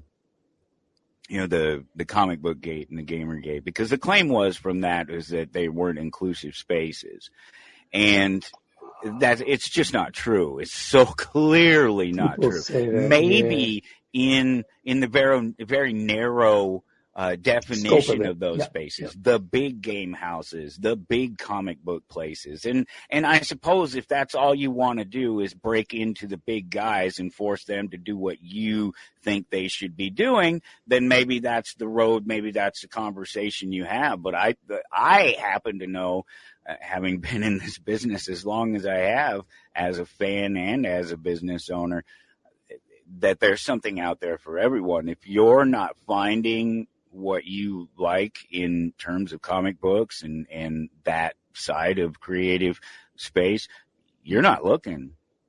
Yeah, because it's there. And especially with the internet, people have access and there's no excuse. And then there's groups and clubs and conventions. Not as much since COVID, but it's still out there.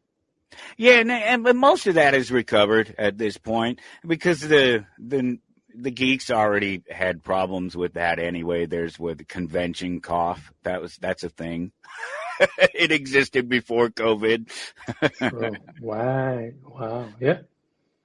They're not afraid of it. Then get out there, dive into those books and run around in those costumes. Yeah, having fun, living. And just and doing it together. That's the thing. That was the point, right? That's exactly what you're saying. Is they're doing it together. It's a community, and it's a natural community. I think you said that earlier too, right? That's the best part of it. There's no pretense about it. You come in and you are who you are, and you do the things you do, and you're in the mix and you're outside the mix all at the same time. It's one of the beauties of such a big, diverse group like comic book readers. 100%. Yeah. What's the future hold? I mean, you're already doing so much. You're reaching so many people. What drives you? It's clear that you have a history and a story. There's all of that, and it goes right in line with what you do. Are you still one of those people that it's never enough? You always got to do the next thing. You got to start the next thing and get. God, it's more, it keeps going and growing because we're mentoring and investing in young people and people with passion, and we're open, we're reciprocal. We do a lot of joint venture work. I think that's really been amazing. Going forward, as you mentioned, I had a TED Talk more recently. It's close to 500,000 views in less than a month, and it's going really well. It's on my channel. You can find it on my website if you go to Dr.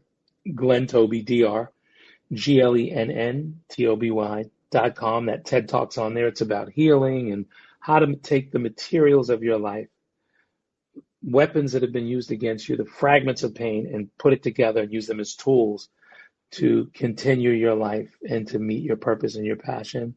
I'm doing a bunch of ebooks that are going to be dropping, all available on the website and on my LinkedIn. And I'm giving tools that can help people empower themselves, heal, find their purpose, and be able to use the measurable tools and gifts and talents that they have to convert them to a victory and get the throne that God has for them. Well, it amazes me as someone who practices at being self-aware, how little people are aware that that all they need is a little cultivation for the tools to better themselves. That they're pretty innate. We know in ourselves that we chase what makes us feel good, and that's right as long as we're not violating other people. These are things we understand very simply as children, and at some point along the way it becomes a little bit lost, maybe through the public education system. Maybe you have some thought on that. Experiences, the environment changes. I mean, if you look by decades, if you go by 100 to 50 to 10 years, it's easier to identify than it does year to year. Somebody had a horse and buggy, and they told them about this horsepower thing that would pull a car with no horse, and people said, we want nothing to do with this. This makes no sense, and they went with that. They had people that were banging things with their hand and placing items in this big building. Industrial Revolution allowed them to use machines to do it and aid it. Then we went with the phones. People had to run home to go, I don't want to miss the call. And they'd run home and pick up the phone, mobile phones. All of these transmodulations and changes that develop, we look at them on 100 to 50 to a 10-year period of time, but it's really because of digital and technology. It's moving faster. It's moving month to month, day to day, iterations of AI. So it's becoming more and more complex, but still yet more readily available. There's more responsibility because the people that are writing the codes, the people that are developing substacks and software, if they're biased or racist or closed-minded, or they don't wish well for humanity, they're writing that coding in with a bad heart to those with a good heart to help touch others' hearts. Yeah, the AI thing is really proof of all of that, because it is by far the fastest adapted technology ever.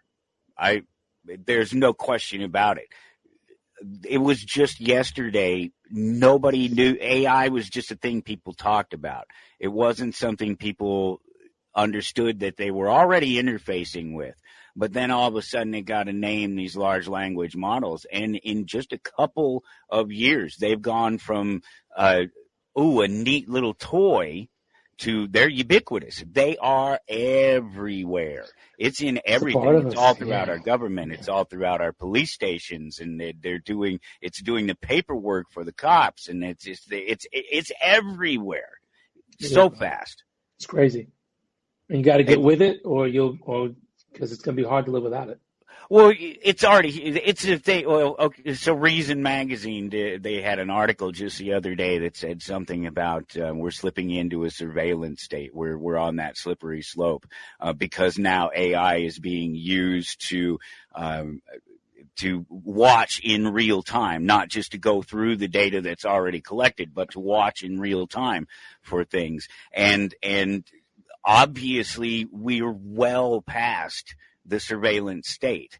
If we're at the point where the AI is watching, where the tools themselves are watching us, the surveillance state was in place a long time ago. You're just now catching up to this idea that they've had cameras everywhere and that they've had tools to be able to go through them and look at all of our faces and watch all of our communications and the interesting thing about it is that all of a sudden that's all taken this weird back seat, except that, so obviously you're aware of what's going on in America right now, and they're currently in America right now, there are men driving around, and women too, in vans, wearing masks, and they're snatching people up off the street and sticking them in vans and sending them to foreign countries or locking them in cages with no due process.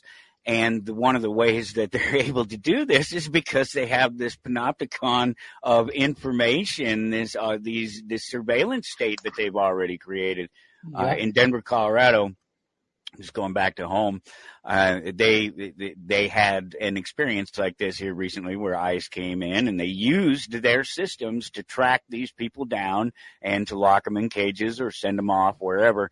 And now all of a sudden everybody's like, oh, what do you mean government was going to use all this information that it should have never been collecting in the first place, and all these cameras and all this to track us down and to lock us in cages and to use men in masks and vans and big guns to do it? It's crazy, yeah. And you look at this has been going on before Enemy of the State. Absolutely. Will Smith. That's when most people heard about it. It's crazy, man. Well, again, it's the same thing, right? It's are you just now paying attention to that? That's what's been happening. But now it's a big thing, and it's exactly what I was getting at. It's almost like nobody cares. Almost, it's like, oh, it's not really happening. It's not happening to me. It's that same old thing about. The first they came for whoever, yeah, and then they came for them, and I didn't care because I wasn't one of them, and yeah. Then it hits your front door, and they become me, I become you, and we become us, and it's what? Too late. Yeah. Where do you see it going? I think there's going to be a natural resource shortage. We'll be fighting for air, fresh food, mental and emotional stability. And I think it's a religious or a spiritual piece that there's a Messiah that will come for those of you who do or don't believe in God.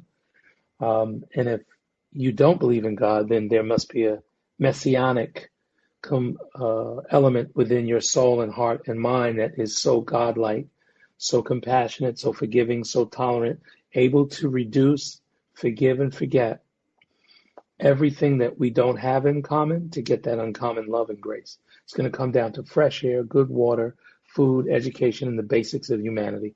And one of the things I present as evidence on this is if you look at the systemic development of technology, AI, automation, autonomous cars, autonomous everything, there's going to be a chink in the armor which slows everybody down, that people are going to have to get back to basics, common sense, critical thinking, patience, and communication. That's what I'm praying is in the cards. Otherwise, we'd need another. We're wrapping up here in a couple of minutes. We need 2 hours to talk about, revelations as it relates to either the Quran, the Torah, the Bible, or any other book. So many and so much of it is all very much the same, but we've never seen anything that's like this. These times we're in now. Yeah, they are the trying times. There's no question about it. It's interesting that you put it that way, sort of the individuals, because what you're talking about is you're talking about anarchist society. You're talking about people that aren't in it for a system. They're not in it for the just being a part of this group or that group. They're in it for humanity. They're in it for themselves, but in it for themselves, not at the sacrifice of everyone around them. And I think we have too much of that now. And I think that our leaders are the ones that are projecting this on to the rest of us. It's their violence, their ignorance, their calls for hatred and division that are trickling down onto. Obviously, they wouldn't be there if they didn't come from us in the first place, but they're magnified back to us at such an increased level. There was this great quote that I had just seen just the other day, and I had never seen it before. It's from Albert J. Nock. It says, in proportion as you give the state power to do things for you, you give it power to do things to you. And that's a neat little thought, but it's absolutely wrong, because that's the core problem with the state, is when you give it an inch, it takes a mile. So the power that the state exerts over us is far greater than the power that it's actually been given, I think, by any measurable standard. And we have evidence of it from time immemorial, from the Black Panther era to John F. Kennedy to so many other things I won't mention in the last 50 years, but I think we all know.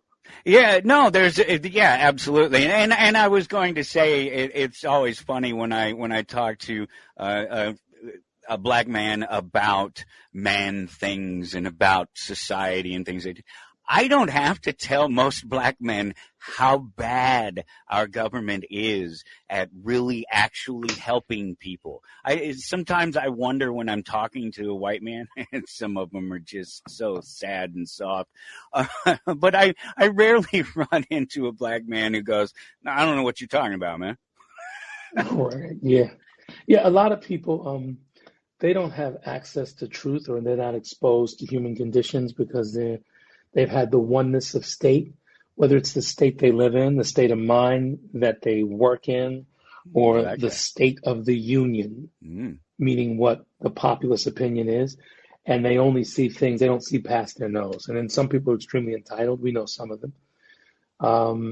And they just don't care about humanity. People really believe that it's survival of the fittest, but it's really about being fit to survive. That's what it's about. Being fit to survive. Yeah. That's a good way to put it. Because it's not the survival is not the important part. It's the being fit part. And the being fit part comes with being mentally and physically to fit in with other people and to work with other people and to find ways to accomplish things without using coercion and force. 100%. I agree. Yeah. Wouldn't it be nice if we had some examples of that from our leaders? Yeah, well, we need them, so we've got to breed them. That's what I say. Interesting, because that doesn't give an anarchist a lot of hope. I know, because we're not breeding them. It seems to be getting worse. I'm pretty sure with this last election, we turned back the clock. We didn't move forward. I'm pretty sure they got out of the previous election and into the next election because of the guy that's there now. So how did we go backward to that after everybody went, oh, well, we wouldn't want to do that again? It actually got worse after him. Well, this is why we have to stop the clock and shut things down without rioting in the streets, and find a platform to have a respectful dialogue and have tolerance. Like, there's no reason to storm a state capitol, and we don't have to have the things that we saw in LA. We just have to have a unified understanding to say, hey, let's have a discussion about this, because it's not going to fix itself. Well, somebody's got to get tired of this. I hate those examples, but you have to use them because they're what's popularized. The January 6th and things like that. This massive insurrection. That was a handful of politically minded people who did a thing. There are how many other 300 million other people here in America that had an opinion that weren't storming a castle that day. Yeah. But, you know, the problem is as people become more enlightened and more awakened, we don't want everybody to storm the Capitol because there's some people in this country that are really good at storming capitals. No, And that's true. some, No, that's some absolutely people, true. We can't win that way, right? yeah, You know there's this. there's a segment, and I know me being born in Brooklyn and raised in Queens, we had projects, and I've never seen anybody storm a project. Not even the police. They storm outside. Not the mafia. Not the CIA. That is a good point. That's a really good There's some point. very resilient communities that Yeah. aren't really connected the proper way, the way they should, haven't focused over the last, I'd say, 50 to 100 years because there have been some limitations. But they're people that survive everything. And brother, generally at the forefront of culture, music, film, dance. I'm running out of air. Prayer, ideas, technology. I mean, it's just emerging everywhere. And these are resilient people that we don't want the kind of true anarchy. We want the anarchy where it's like, hey, we're not going to stand for this. I'm making some noise, but we don't want to break the glass all the time. And we don't want the guy that I think is the accountant that lives in Beverly Hills or the soccer mom in Connecticut to think that watching television will allow them to really have the same kind of fight that it would somebody maybe in the projects in South Jamaica, Queens.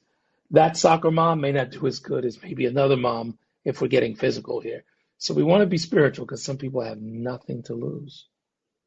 That's the issue. Oh. We have to find a commodified way to share ideas. Like, I'll give you more of your space and more of the respect you deserve. Don't take mine. We got to find some kind of language to say we don't want to go to war or we don't want to storm capitals because we can all start doing that. Yeah, it'll be interesting over the next few years to really see what happens because everybody, eyes are always on America, I suppose. But I think probably more than ever before, it's definitely a show here. There's something of a circus happening, and you know, for better or worse, we have to come out the other side of it. And I don't know. All I see is a ratcheting up. I never see anything coming back down. So do I. It's like it gets quiet a little bit more. I'll say since we've had a new administration, sometimes it has quieted down more than it has in the past. But every time there's a quiet, there's a lack of consciousness for us as, you know, family. You know, we're all sharing this country. We share these rights. We share this space, and we've got to learn to be a better family, or we will destroy one another like we've destroyed the earth. And we have destroyed the earth. I have evidence. We have destroyed collective consciousness when it comes to spirituality or honor or respect or patience. And if we don't, the leaders as well as the followers don't find continuity again, connection, we will remain disconnected. Yeah, there's no doubt in that. And I really don't know. I don't know how it really works, because I don't know how you get more connected while being so disconnected.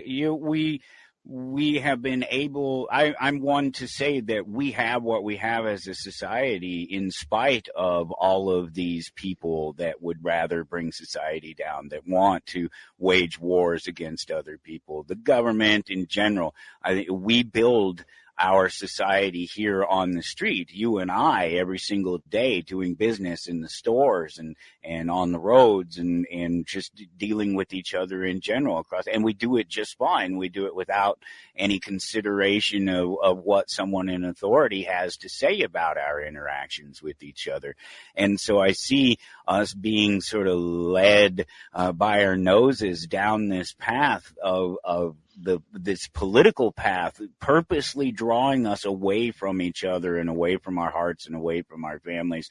And so all I see when I see somebody that offers nothing but a political solution, that their idea is just to go vote, that you just have to get out there and vote and that's what's going to change things, I immediately know that this is a person that is either a liar or a manipulator or both, because we know that what really makes change is people like yourself down on the street sharing and working with the people and forming these organizations that reach out to community. We know for a fact that these are the things that make our community stronger, not the system itself. 100%. And, we have the evidence of it. And that was a great question you asked. So those are my prayers. And I think it takes action. This is the action I take. I hope more people do take this action. And we're taking action now, this dialogue. We're speaking kindly. We're speaking strongly. We're speaking boldly. We're speaking factually. But we do have a conversation. So all of you all, make sure you're checking in right here with the head anarchist. This is where it happens, baby. Tell us where to find everything, just lay it all out for everybody. And, of course, I'm going to put all this on the webpage, too, at towardanarchy.com. But, make sure everybody knows where to find it. We have about 3.5 minutes or so. Good deal. So all things social media, Glenn Toby, 2 N's, GLENN TOBY. My website is Dr. Glenn with 2 N's, GLENN TOBY.com. And the other thing, this Saturday night, 8 o'clock Eastern time, join me on the Global Dance Party, my dance music show, R&B, soul, hip-hop classics. Love it. It's on the Freshest FM network, or we're streaming globally to over 53 countries. We're probably doing a 2-hour set, 8 o'clock Eastern time this Saturday, and every single Saturday. Come on and join us. That is so cool, yeah, because you can watch that and then you can turn over into this show. That's exactly how that plays out. Now, that's what is that all about? Give me a little of that before we go. So, the amazing legend, I'm a legend in hip-hop. He's a legend pioneer in hip-hop as well, from Queen, VOG. Heads up an amazing station called Freshest FM. It is on top 10 list globally, man. We have R&B, soul, hip-hop, different stations. Mine is dedicated to dance, but all forms of dance, hip-hop, R&B, soul, classics, remixes. And it's a great way to celebrate. It's a great way to dance, listen to some good music. I give messaging because I speak throughout the show, sharing messages, and, as an on-air personality, it's called the Global Dance Party. Also, globaldanceparty.com. or go to freshestfm.com, and I'll be there at 8 o'clock Eastern time, hoping many of you will join me. So I will rock the house on the wheels of steel. That is so cool, man. I'm a huge fan, man. You got a new fan right there. I will be making sure to follow along. That is so cool. I'm an old school radio guy. I mean, that's where I hit a voice, I got my bones. And I'm a musician myself too. I play multiple instruments. So yeah, I'm all about that. I love it. That's fantastic. I can't wait to hear what you got going there. Good, Mom. We'll throw the link in there so they can follow us and stay in contact. Very cool. Thank you so much for hanging out. It's been really great chatting with you. I love what you're doing. Love the platform. Thank you for having me on. Stay tuned in, people, and do continue to have the courage to thrive. Please do, yes. Thank you so much, Dr. Glenn Toby. Been wonderful talking with you. The rest of you, we will see you next week here on Toward Anarchy. Gun opponents point out correctly that the Second Amendment never says individuals have the right. A well-regulated militia being necessary to a free state, the right of the people to keep and bear arms shall not be infringed. The first half of that is always the anti-gunners playfield, because they'll try to conflate militia meaning military, and it doesn't. It means the people. That's why they ended it with the people. We are the militia, right? So anti-gunners paradise is the first half of the Second Amendment. They'll go, oh, it needs to be well-regulated. Well-regulated means in working order. If your house is well-regulated, you guys have a schedule, you eat at a certain time. That does not mean that the government shows up and goes, hey, now you guys got to watch the House of Dragons at 9 o'clock. That's not what that means. It means in working order. What they ignore, if you're an anti-gunner, is the second half of that. The right of the people, the Constitution starts with we, the people, the right of the people to keep and bear arms, keep, hold them, and bear, carry, mean walk around with them, shall not be infringed. That's very clear. People will attempt to convolute that to, strengthen their argument, but it can't be. You're listening to Toward Anarchy on the Republic Broadcasting Network.